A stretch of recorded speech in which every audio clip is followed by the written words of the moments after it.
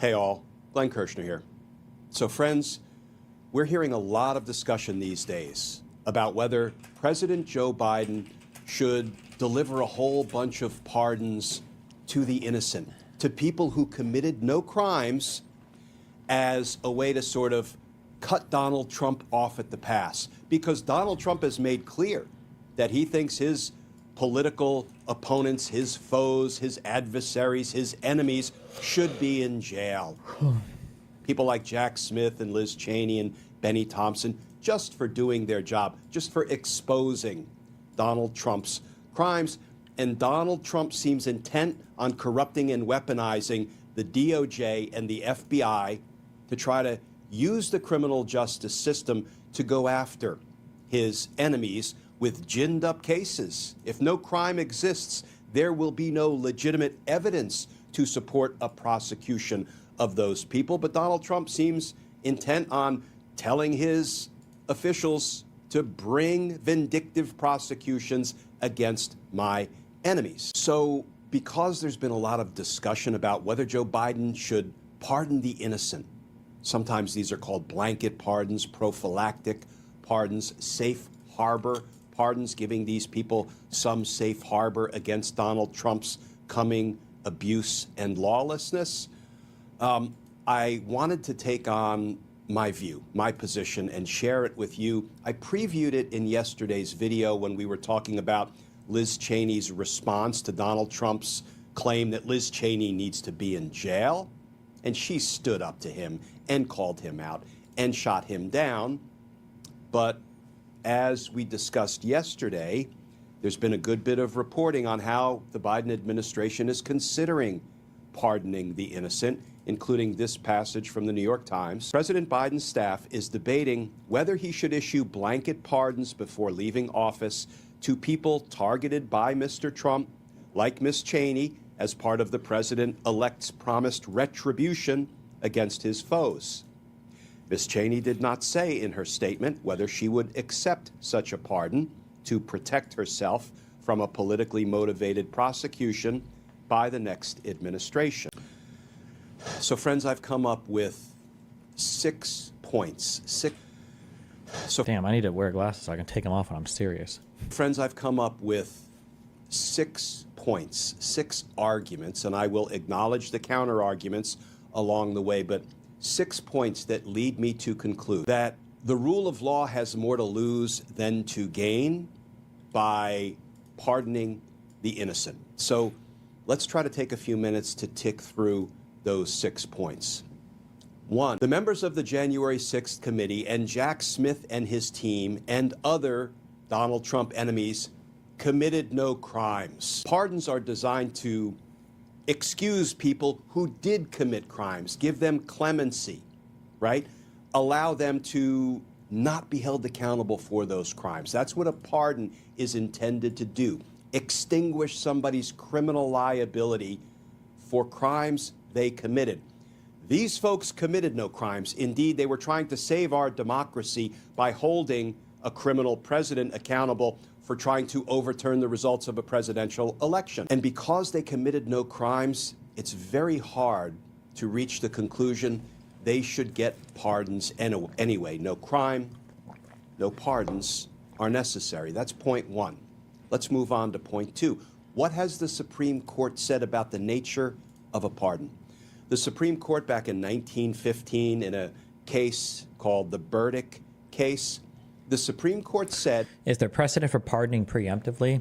I mean, arguably Nixon was, right? A pardon carries with it an imputation of guilt, a suggestion of guilt, and accepting a pardon is at least some confession of it, of guilt. So think about it. If Liz Cheney, Jack Smith, Benny Thompson, and the others accept a pardon, the Supreme Court has said the way we interpret that is the pardon carries with it an imputation of guilt, and accepting a pardon is some confession of guilt. Do you really think Liz Cheney, Benny Thompson, Adam Kinzinger, Jack Smith, and his team, and so many other Trump enemies are going to want to sort of... Thank you. Sorry, people keep linking this video, the Legal Eagle video, while I'm like clearly in the middle of watching this one, but that's okay.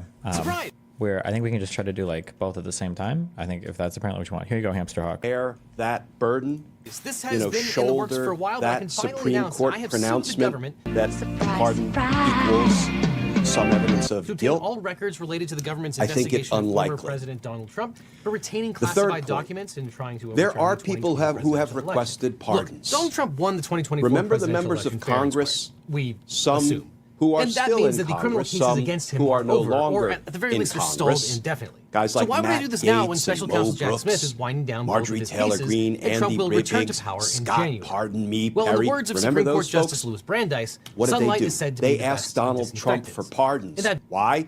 Because they knew they committed crimes on and around January 6th, and they wanted to get away with those crimes. And I, for one, and many others have been saying ever since, that's a confession of guilt. It's an admission that they'd committed crimes, they wanted to get away with those crimes, and they needed a pardon to avoid being held accountable for those crimes. Well, they managed to avoid being held accountable because no one ever went after them for those crimes. That's beyond the subject of today's topic. But we have been saying ever since, just as the Supreme Court instructed, that is an indication and some confession of guilt, that those members of Congress, past and present, asked for pardons because of the crimes they knew they'd committed on and around January 6th to try to help Donald Trump retain the power of the presidency unlawfully and unconstitutionally. So folks who committed no crimes would, at least in the eyes of some, stand on that same level, that same playing field with the people who requested pardons for the crimes they knew they committed. Fourth point, if the innocent are pardoned, and let me not sort of dismiss pardoning the innocent cavalierly, because I don't want to see the innocent vindictively, wrongfully, unlawfully, and selectively prosecuted by Trump and his criminal associates that he intends to install at the Department of Justice. Why? Because it will upend their lives financially, emotionally, reputationally, perhaps. And they shouldn't have to go through defending themselves in a vindictive prosecution, one that is based on no evidence, one that is born of Donald Trump's appetite for revenge, his insatiable appetite for retribution. So I don't cavalierly suggest that we shouldn't pardon the innocent, because if we don't, they could very well be run through the court system with baseless charges brought against them by Trump's Department of Justice. But here's the thing. I think it's important to see if Donald Trump tries to have his DOJ officials, his FBI officials vindictively and without evidence bring charges against his enemies, that will be exposed in court. The federal court trial judges in Washington, D.C., many of whom I know, I practiced before, I tried cases with when they were prosecutors before they became federal judges. I supervised some of them when I was chief of homicide at the D.C. U.S. Attorney's Office. I have faith and confidence in the trial court judges on the federal bench in Washington, D.C. and elsewhere nationwide. They will abide by their oath of office. They will Like Eileen Cannon did as a judge. remain loyal to the rule of law. They will show allegiance to the Constitution, and they will not let a corrupt Trump administration railroad and vindictively prosecute people just because Donald Trump has an appetite for revenge. And there's value in public proceedings being held so that we can see for ourselves what Donald Trump is trying to do, how he is abusing his power. And that may actually help accelerate the downfall of Donald Trump if all of that is exposed in federal court. But if pardons are granted, then there will be no court cases. There will be no public airing or exposing of Donald Trump's corruption and abuse. And I'm going to circle back. That's point 4. I'm going to circle back to that in a minute when I get to point 6. So put a pin in that. If the innocent are pardoned, well, then they won't be run through the federal courts, the criminal justice system, and there will be no public exposure, revelation, disclosure, and airing of what. I feel like the issue is that you're in such a hyper partisan environment like I think like never before, where all pretense of fairness is gone. Like I think a conservative would say, if they go to court and they're convicted, then it's because everything worked. But if they go to court and they're not convicted, then it was because of corruption. So you're in like I don't know if there's ever a world where somebody is brought to court on false charges and then they are exonerated and Republicans are like, oh shit, maybe that was bullshit then. I think we're beyond that now, unfortunately. Assuming those polls are true about the election corruptness, like that's just, this is like an irredeemable situation. Like you have to operate outside the norms now. Does anybody, before I let that poll fucking rot my brain too much, is there like a good strong source for that?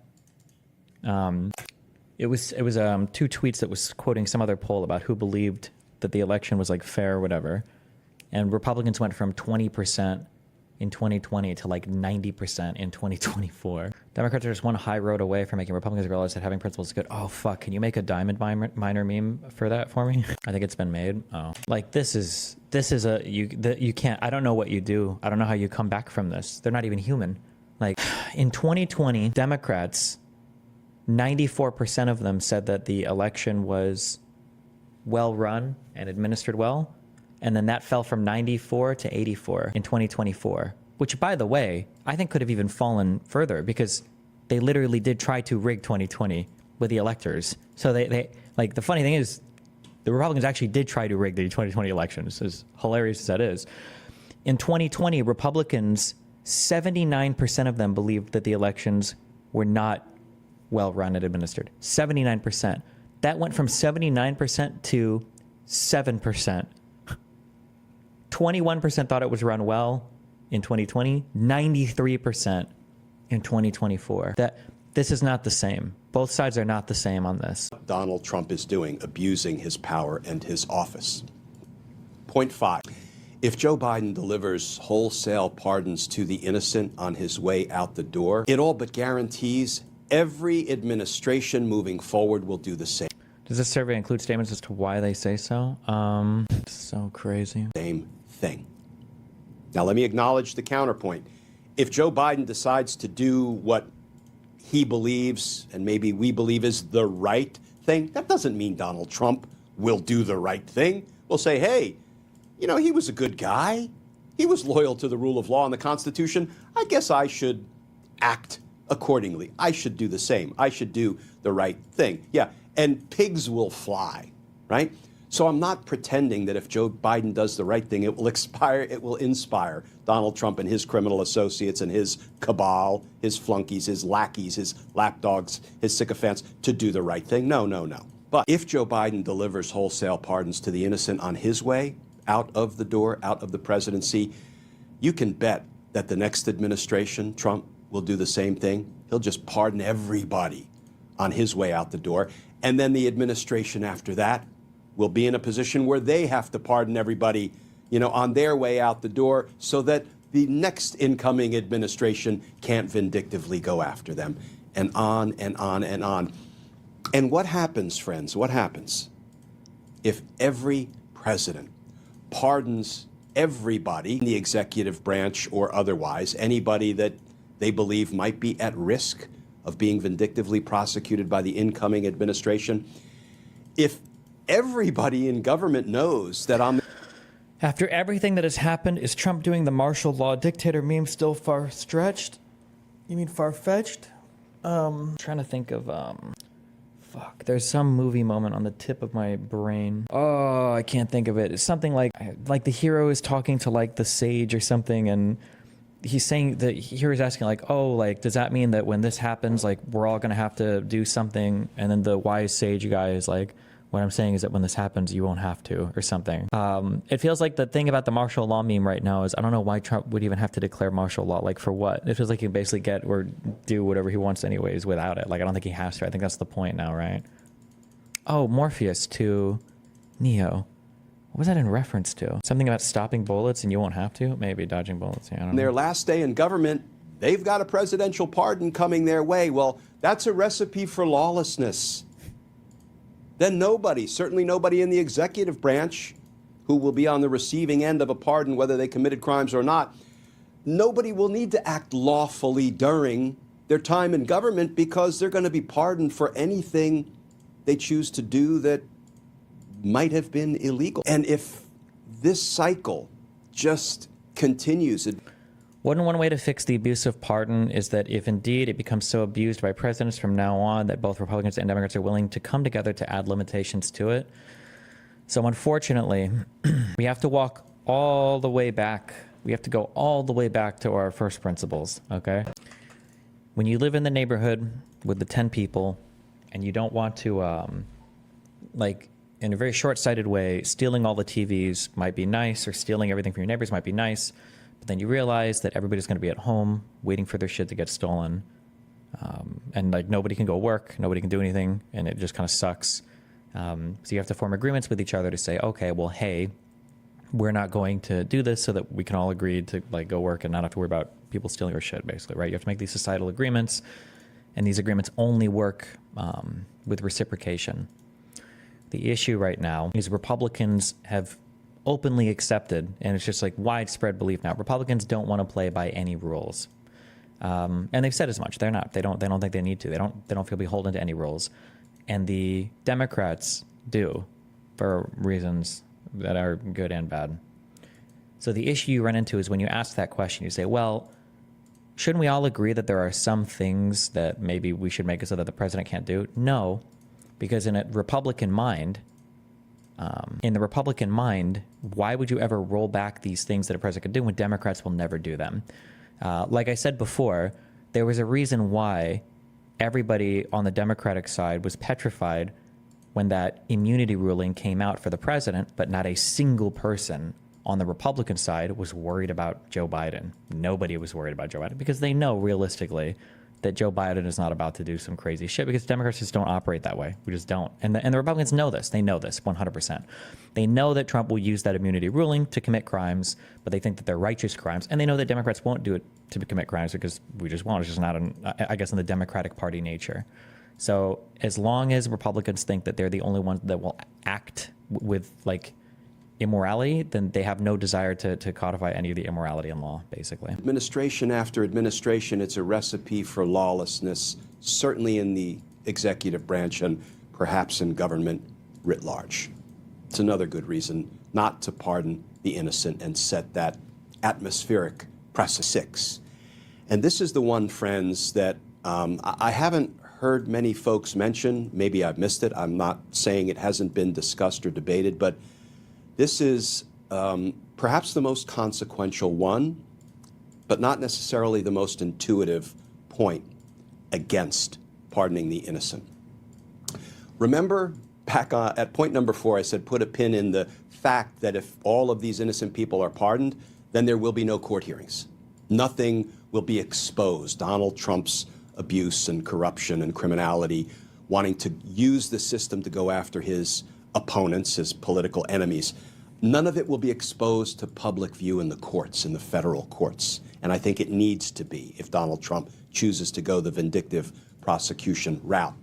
But if there are pardons of the innocent, no court cases, no exposing any of it to public view, what will Donald Trump be left to do? He will still have a power, even if he can't use the criminal justice system to vindictively attack his opponents because they have pardons. He'll still have the power to attack them. You know how? Isn't this wrong? Didn't they say you give up your Fifth Amendment rights if you get pardoned? I don't actually know. I messaged Pisco on this. I feel like that can't be the case. I feel like that it just can't be that simple, because I feel like I would just bring in somebody and either pardon them or agree that I won't prosecute them on something, and then they would have to answer basically any question that I want them to. But I feel like that it can't be that simple. That just feels like such an obvious loophole. I don't know. We have a Supreme Court that has crumbled. Its legitimacy has crumbled because the extreme right-wing ideologues on the Supreme Court, contrary to the Constitution, made a president damn near a king. I feel like I'm so mind fucked by conservatives. I don't know how this happened, dude. like when I'm listening to this guy, he feels and he sounds like a left-wing shill to me. Like this whole video, like even the start, I was like, oof, this guy sounds like super politically like partisan. But every single thing he's saying is 100% correct. I shouldn't have that. I shouldn't have that feeling. It feels so uncomfortable to just call out one side like so aggressively, without providing any counterbalance. But everything he's saying is true.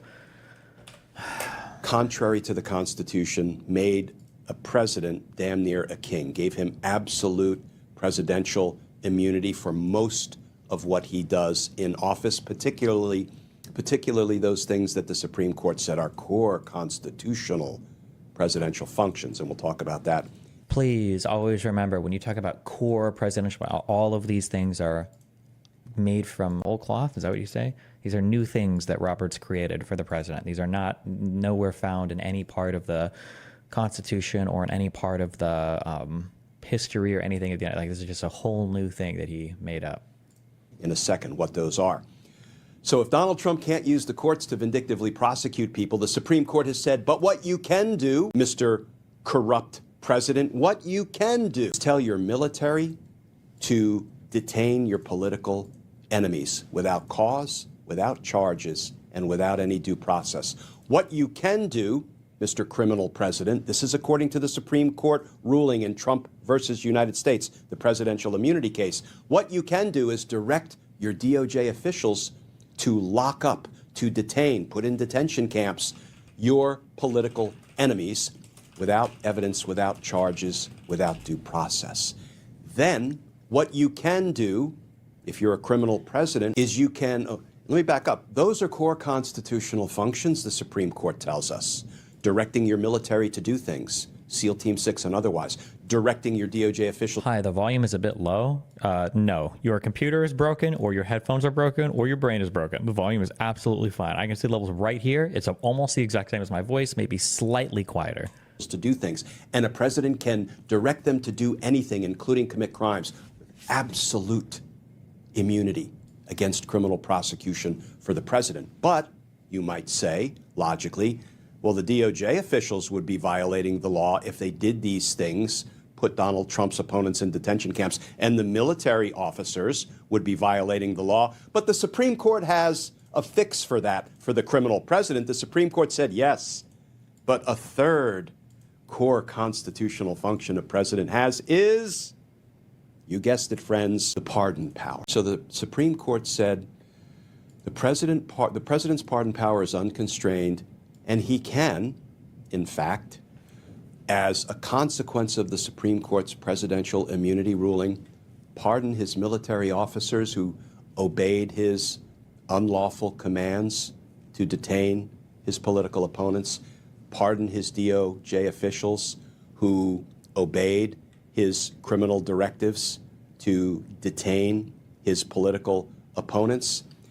And with that pardon being delivered as a core constitutional function, the Supreme Court said, you can't touch a presidential pardon. You can't look behind it. You can't investigate a president's motive evidence for another crime. You can't ask questions about it. Doesn't matter for what purpose he did it, lawful or unlawful. He gets to do it, and he gets to do it with criminal immunity, and everybody receives those pardons, and they now have criminal immunity, immunity against prosecution. So here is where I land, finishing up on points. Oh, why hadn't I thought about this? Wait, have we even spoken about that? That is true, actually. Effectively, every single person that the president designates can operate with unlimited federal criminal immunity, not state criminal immunity. Yes, you said the same thing? Okay, yeah, that is true. Because the president can basically just follow a guy around like he's Ubering somebody, like the medic in TF2, and just keep saying like pardon, pardon, pardon, pardon, pardon, pardon, pardon, and nobody can question that, and the guy can basically operate with impunity, at least against federal crimes, maybe not state crimes, but... 6, friends, and this is dark, but unfortunately, it's a consequence of what a Supreme Court in shambles, in rubble, has bestowed upon U.S. presidents, the power of lawlessness, a quasi-royal power that the Constitution never What a horrible time to start reading Supreme Court decisions. Bestowed upon a president. So what the Supreme Court did, before I finish the final thought, is they ruled the Constitution is unconstitutional because the Constitution does not provide that a president is immune from prosecution. Indeed, in at least two places, as I've discussed in other videos, the Constitution provides the exact opposite, the take care to faithfully execute the laws of the nation clause and the impeachment judgment clause, which says a president can be prosecuted. Anybody can be prosecuted, even if they are impeached in the House and convicted in a Senate trial on those articles of impeachment. A president can still be criminally prosecuted for the exact same conduct for which he was impeached and removed. So when I say the Supreme Court rendered the Constitution unconstitutional, that's not my take. That is something that one of our nation's preeminent constitutional scholars, Professor Akil Reed Amar, wrote in a piece for The Atlantic that with their presidential immunity ruling, the Supreme Court has ruled the Constitution unconstitutional. Guess what? They don't get to do that. They don't have that power or that authority or that ability under our nation's constitutional construct. We're going to have to deal with that in the future. So if Donald Trump can't use the courts because Joe Biden has pardoned the innocents, what he can do, according to a Supreme Court opinion in Trump versus the United States, is he can have his military and his DOJ lock people up without charges, without cause, and without due process, and then he can pardon them all because the Supreme Court said he can do it and no questions can be asked. I don't want Donald Trump to be pushed to that final solution, that final position, as we just discussed in point 6, using the power of lawlessness. I would far rather see him try to bring vindictive prosecutions, baseless prosecutions, prosecutions for which there have been no... But they've already done that, right? And the American public already believes it, right? Like, what percentage... Is there like Pew polling on what percentage of the American public believes in, like, the Biden crime family, or that the big guy was Joe Biden and he was getting a 10% cut from business? Joe Biden is like the only motherfucker in the entire United States who's not like in a fucking photograph with Epstein, but somehow he's like the #1 criminal. Oh. Crimes committed by the American heroes that are Liz Cheney. Bro, I'm half expecting a fucking photo of me and Epstein to show up. Jesus Christ. I feel like this motherfucker knows everybody. There's like 7 photos, I think, right, of him and Trump together, of him and fucking Elon together. How the fuck is... Joe Biden's like the only guy that apparently hasn't been to the kitty fucker island, and he's like the most criminal crime family head. Jesus. Benny Thompson, Adam Kinzinger, and the other members of the January 6th House Select Committee, and the heroes that are Jack Smith and his prosecutors. Let Donald Trump try to bring vindictive prosecutions in the courts, because he will be smacked down by the federal trial court judges. This is a CNN poll. 61% say they think Biden had at least some involvement in Hunter Biden's business dealings. My guess is that's probably like 20% on the Dem side and probably 80 or 90% on the Republican side. And then who knows for independents. 42% say that he acted illegally. 18% said that they were unethical but not illegal. I predict and I expect, and that will expose what Donald Trump is trying to do, abuse his power and his authority, and that may hasten Donald Trump's demise, his political demise. So friends, let me end with something that Adam Kinzinger said today, because this is what we need to believe and hold fast to and fight for. Here's Adam Kinzinger's response to Donald Trump's threat that the January 6th House Select Committee members should be jailed. Quote, Donald Trump, go ahead and try to rewrite history. Use your platform to deflect the blame, point fingers, and play the victim. But the evidence speaks louder than your words. Does it? History will remember the January 6th committee as defenders of democracy. Will it? And you as a man who betrayed it. The truth has been laid bare. The American people have seen the evidence, and no kangaroo court or hollow threats will change that. You may fool some of the people some of the time, but the tide is turning. And it may take a bit. I'm confident the name Trump will be a stain on our history, and my son will be proud of what I did. So bring it on. We aren't afraid of the truth, but I suspect you are. Friends, this is not an easy call, and there are compelling arguments on both sides of the safe harbor pardon issue. But as I said, I think the rule of law has more to lose than to gain by beginning the practice of pardoning the innocent, because justice matters. And as always, please stay safe. Please stay tuned. And I look forward to talking with you all again tomorrow.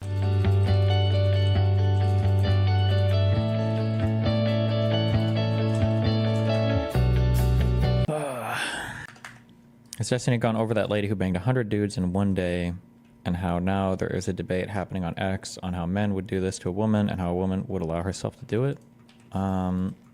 No, I try not to do too many like personal topics on stream anymore, and I didn't really want to go over the day I spent with your mom. Are you still having problems with your camera recording, or did you figure that out? Have you abandoned using SDI totally? No, SDI and HDMI were both fine. I use the SDI out now, just because it's a cuter connection, I guess. For the recording, I used the T9 Samsung drives. They work perfectly. I plugged in another drive. There was another external enclosure that I ordered that actually seems to work as well. I haven't tested it for heat, but the NVMe USB controller is good, but I don't know if I'll ever test it now because those T9 Samsung drives work fine. So I think we watched this already. For own purposes, we should fire all of the people. I mean, I think Trump is going to run again in 2024. I think he'll probably win again in 2024. And he'll win by a margin such that he will be the president of the United States in January of 2025. I think that what Trump should do, like if I was giving him one piece of advice, fire every single mid-level bureaucrat, every civil servant in the administrative state, replace them with our people. And when the courts, because you will get taken to court, and then when the courts stop you, stand before the country like Andrew Jackson did and say the Chief Justice has made his ruling, now let him enforce it. Because this is, I think, a constitutional level crisis. If we continue to let bureaucrats control the entire country, even when Republicans win elections, then we've lost. We've just permanently lost. We've permanently given up. And so that's sort of how I think about this, is that, okay, so you do that, and then what do you do at the Department of Education? Well, you do what Viktor Orban has done in Hungary, which is basically say, you're not allowed to teach critical race theory anymore. You're not allowed to teach critical gender theory anymore. You're not allowed to teach your doctors that they should experiment on 10-year-old children with hormonal therapy. You're not allowed to do those things and get $1 of federal money or $1 of state money. And that funding will dry up very quickly. And then, you actually just, I think, go down American institutions and make it possible for conservatives to actually govern and succeed in these institutions in a way where they're currently cut out. That's basically my strategy, is like deinstitutionalize the left, reinstitutionalize the right. It is very hard. It will require men and women of incredible courage, but I don't see another way out. I mean, I really can't get over how crazy things have gotten. And if you're not recognizing in this moment how crazy things have gotten and how outside the box we need to think, then I think you're ultimately not really serious about taking back the country. Well, I don't understand why Republicans feel so confident and favorably comparing themselves to a dictator. I don't know, whatever. You see Bryant? No, hold on. I mean, my issue with Joe Biden pardoning his son is not that as a father I don't understand why he wants to stop his son going to prison. It was the blatant... Oh, we're still talking about this. Nice. 2 days ago. Okay. Blatant lying by him and Karine Jean-Pierre from the White House podium, which I thought was so damaging to his legacy and to the reputation of his administration, to do that from the podium in such a brazen and ongoing manner for months on end, and then to just do it anyway. But this development now, where they're almost second guessing that, as the Republicans were saying, I think a lot of sympathy for this, that they're saying, look, clearly the justice system was weaponized against Trump. They tried everything to put him in jail, and a lot of the people that work for him. So now Trump is suggesting that maybe we return the favor, as of course he was going to. Now, he did say, I don't want retribution. I think the best revenge is success, which is an old Frank Sinatra line, which I use in a column. I suspect that's where he got it. But I think that would be a very good strategy. Don't look back, look forward. However, the fact that Biden may be moving to to give people blanket immunity against any possible crimes they committed for many years, I think is outrageous, don't you? Piers, I think that if you're not looking at it in the context of why it's being done, then you're just ignoring reality here. The reason that Biden has to consider preemptive pardons for people like Adam Schiff and Liz Cheney is because Donald Trump is storming into office by assembling a Justice Department and folks around him in the legal community who have promised to enact Donald Trump's retribution. But what if they've That's committed why crimes? He's doing it. What Let's if not they've pretend that committed it's crimes? happening in a vacuum here. Yeah, but Brian, what if they've committed crimes genuinely, like Hunter? What if they have committed crimes? If Adam Schiff has committed crimes, Yeah. he hasn't. There's no How do you know? no suggestion How that do he you know? has. How do you know? Because how do Then you why know that he pardon him? has? Then why it's pardon it's him? Then ridiculous. why pardon him? Why pardon him is because why Donald pardon him Trump if he hasn't will committed usher crimes? because Donald Trump's FBI director is coming into office with an enemies list. Why wouldn't you? Oh, you're Why saying wouldn't they're you? going to manufacture crimes against Schiff? Is that what you're saying? You're saying that they're going to manufacture crimes against Schiff? Does that even make sense to you? If there were any crimes, Does that if even there were- make sense to you? If there were any crimes against Adam Schiff, then they would have brought them up at any point unto this point, but they haven't. And so Then Donald why Trump pardon knows him? that Then why because- pardon him? Yeah. Then why pardon Yeah. him? Makes no sense. Your logic is totally flawed here. Makes no sense. It's not flawed. I The can reason answer to that pardon question. him. The reason for the preemptive pardon is that if you don't pardon him preemptively, and there are supposedly things you can go after, then what you do is you get these committees or investigations that drag on for year after year after year, where every time they get another morsel of information that they can like release it or leak it or do a presentation on it, even if no crime was committed. That's the issue. That's the argument for the pardon. Like when you got this, with this stupid chart, this is going to live rent free in my brain literally forever. Is it Gomer? Is it Comer? It's Gomer, right? Link me the Twitter video. I should have this on fucking speed dial. Oh, is it Comer? Oh my God, the oversight committee literally links to a Twitter video. Please kill me. Please kill me. Didn't make any money in China. Did you honestly forget this? Hold on.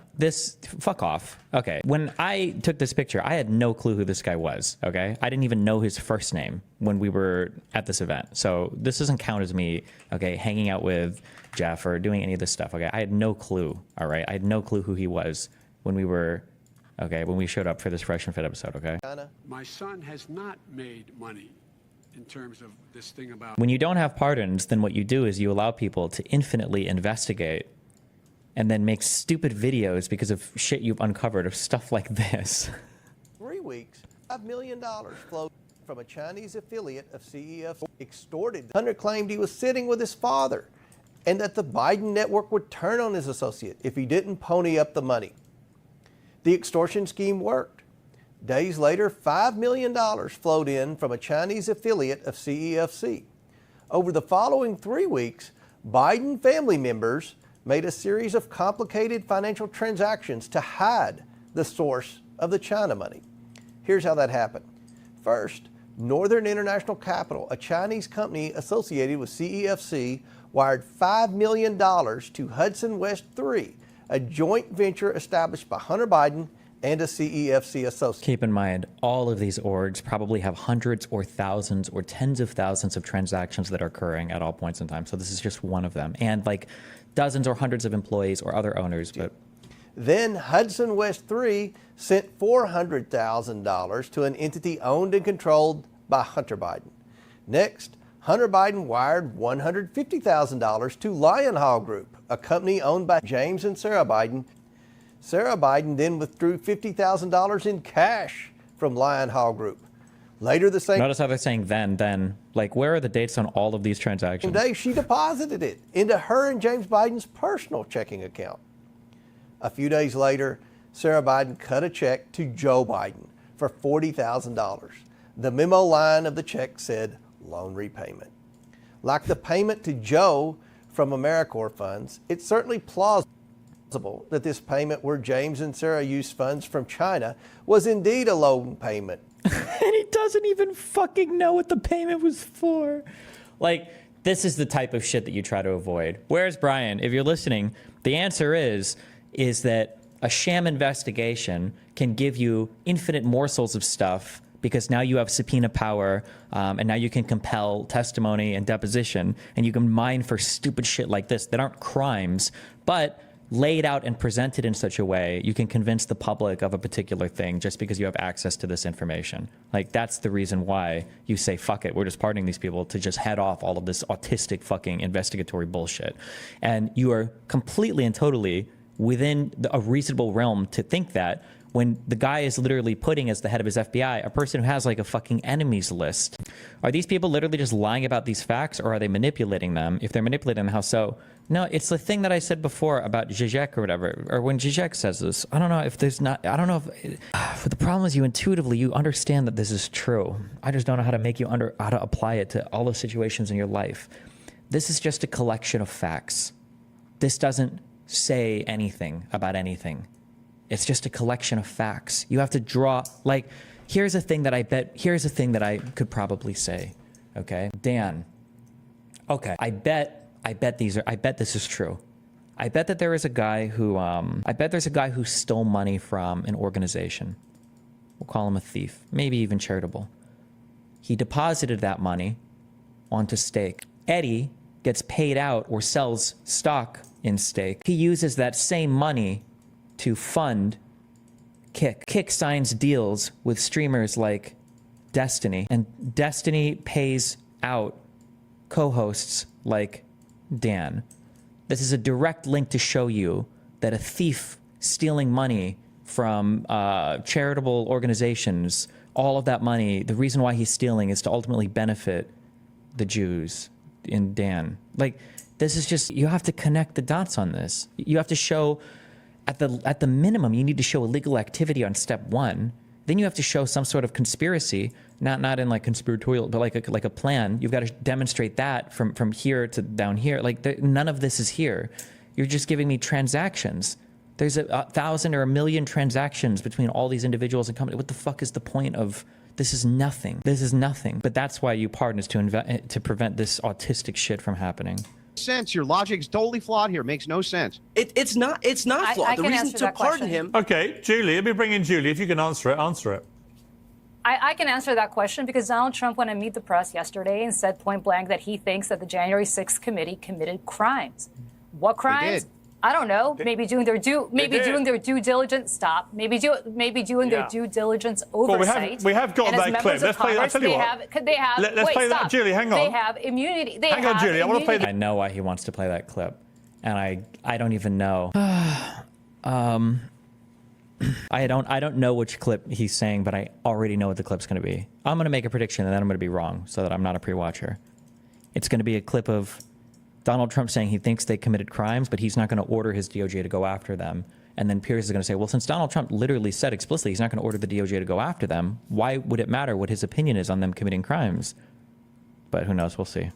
The clip. So the point here, yes. Let me play the clip again so we know exactly what you're talking about. We played it early, but we'll play it again. This was a committee, a big deal. They lied.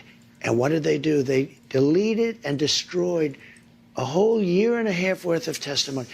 Do you know that I can't get...